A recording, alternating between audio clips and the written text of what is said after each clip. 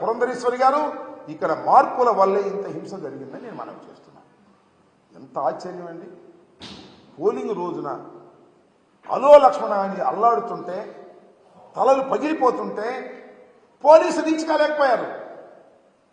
కొన్ని ప్రాంతాల్లో మాచర్లలో కానీ లేకపోతే మన గురజాలలో కానీ నర్సరాపేటలో కానీ సత్తెనపల్లిలో కానీ కొన్ని ప్రాంతాలు వెళ్తుంటే అక్కడికి పోలీసులు రీచ్ కాలేదు. కొట్టుకుని ఆలిపోయి చాలే వాగిపోయారు. ఇది పరిస్థితి. ఒక ఎమ్మెల్యే ఇంటి మీద రాళ్లు వేసే పరిస్థితి. నర్సరావుపేటలో ఎమ్మెల్యే ఇంటి మీదకి వెళ్ళి దూకి కార్లు పగలగొట్టి చేసినటువంటి సందర్భం. అదేవిధంగా నాకు సంబంధించి నా చీఫ్ ఎలక్షన్ ఏజెంట్ నా సన్నిలా వెళితే కారు మొత్తం పగలగొట్టారు. కంప్లైంట్ చేస్తే పోలీసులు రారు, కేసు రిజిస్టర్ చేశారు. దీనికి పోటీగా మనం కేసు రిజిస్టర్ చేయాలని ఒత్తిడి చేస్తూనే దర్జీ చేయాలనుకుంటున్నారు. ఎందుకంటే ఆ కారు అద్దాలు బయలుపోయినాయి కదా, మాల్లుడు కంప్లైంట్ ఇచ్చాడు కదా. మాల్లుడు కంప్లైంట్ ఇస్తే వాళ్ళు కూడా ఇంకో కంప్లైంట్ ఇచ్చి వాళ్ళు తీసుకోమంటున్నారు. ఇక్కడ ఒక సిఐ గారు ఉన్నాడు, ఆ రాంబాబు, దాన్ని కూడా రిజిస్టర్ చేయాలనుకుంటున్నాడు.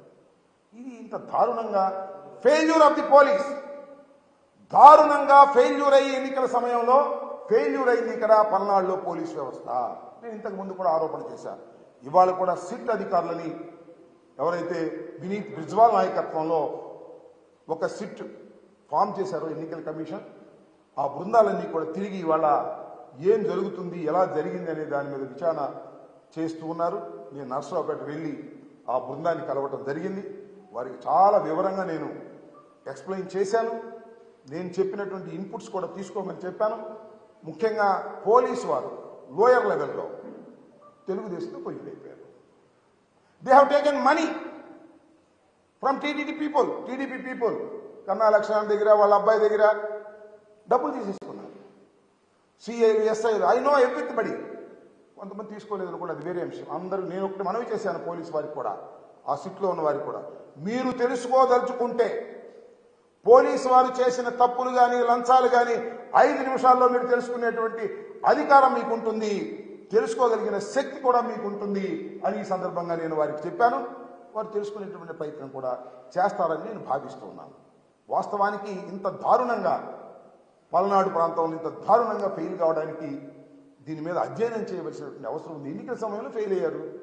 ఫెయిల్ అయితే గందరగోళం అయింది. ఈ మూల్యాన్ని ఎలా చెల్లించని చెప్పి నాకు అర్థం కాదు. కొన్ని బూతులు అయితే ఆక్యుపై చేసుకున్నారు. వాళ్ళు ఇష్టం వచ్చినట్టుగా దొంగోట్లు వేసుకున్నారు.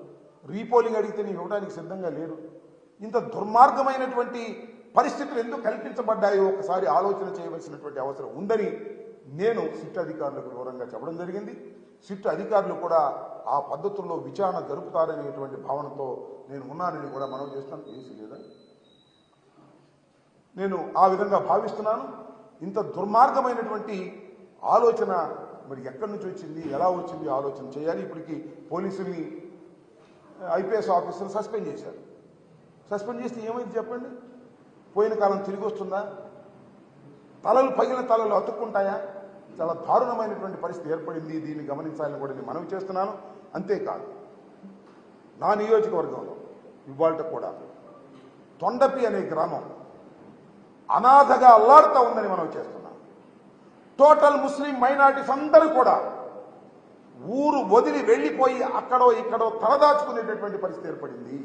ఇంత దారుణం అండి. ఒక కల్చరల్ సొసైటీలో, ఒక రక్షణ కలిగినటువంటి సొసైటీలో, ఒక ప్రజాస్వామ్యంలో ఊర్లో ఉన్న ముస్లిం మైనారిటీస్ అందరూ కూడా ఎక్కడెక్కడికో పిడుగురాళ్ళ దూర ప్రాంతాలకు వెళ్ళి తలదాచుకోవాల్సినటువంటి పరిస్థితి ఏర్పడిందంటే ఏమిటి ఇంకా మానవ సమాజం ఉందా లేదా ఆలోచన చేయమని మనం చేస్తున్నాం. ఇందాక ఆ సిట్ అధికారిని కలిసినప్పుడు కూడా చెప్పారు, తొండపిలో శాంతి భద్రతలు లేవు, ఎక్కడెక్కడో తలదాచుకున్నారు, వాళ్ళందరినీ తీసుకురండి, వాళ్ళందరినీ తీసుకొచ్చి ఆ ఇళ్లలో ఉండే విధంగా చేయాలని. ఏం చేశారండి? తొండపిలో ఇళ్ళు తగలేశారు, ముస్లింస్ ఇళ్ళు తగలేశారు. అంతేకాదు ముస్లింలు బైకులు, బళ్ళు మొత్తం తగలేశారు. దారుణంగా ప్లాన్గా చేసి పోలింగ్ అయిపోయిన రోజు సాయంత్రం చాలా దారుణంగా వ్యవహరించారు. అలాగే మాదల్లో కూడా జరిగింది.